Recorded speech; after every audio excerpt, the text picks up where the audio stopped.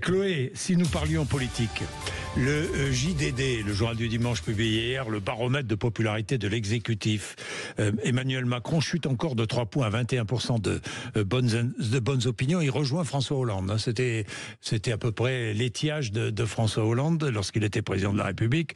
Comment peut-il encore chuter alors qu'il ne conduit plus la politique du pays? C'est tout le paradoxe. Alors, oui. on le sait, il a d'abord payé dans l'opinion la dissolution. Ensuite, il a sans doute payé l'état des finances publiques qui a été révélé par Michel Barnier à l'automne. Et là, les Français se sont dit, le Mozart de la finance nous a quand même un peu roulé. Oui, mais depuis plus d'un mois, que peuvent lui reprocher les Français, puisque c'est pas lui qui gouverne, c'est François Bayrou. Ce que paye Emmanuel Macron, c'est pas simplement les erreurs qu'il a commises et que je ne nie pas. À mon avis, c'est aussi quelque chose qu'il est beaucoup plus impopulaire de dire, c'est le fait qu'on oublie trop souvent que la démocratie a un prix et qu'un nombre croissant de nos concitoyens ne veulent plus le payer.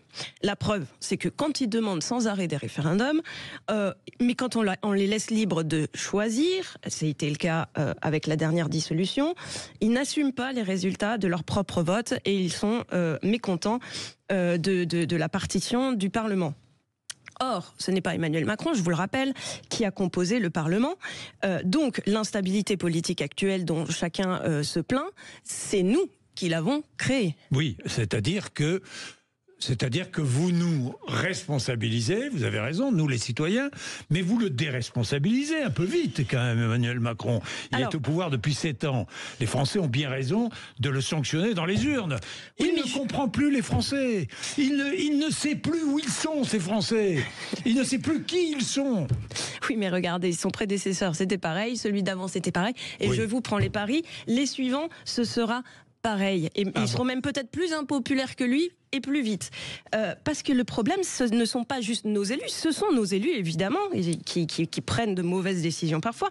Mais le problème, c'est aussi, j'insiste, c'est aussi nous.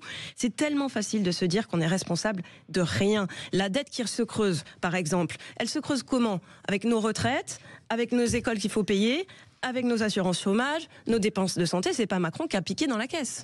Non, je suis d'accord. Notre pays s'enfonce dans une sorte d'apathie démocratique. On se plaint, on s'invente victime du système, on est victime des élections, victime des extrêmes, victime du cercle de la raison, des médias, de l'indifférence, de la violence, etc. Et donc on est aussi victime de Macron. Et donc dans notre société, de plus en plus, il y a d'un côté des victimes qui sont responsables de rien, et de l'autre côté, des boucs émissaires qui sont responsables de tout. Alors vous dites, nous sommes les premiers responsables.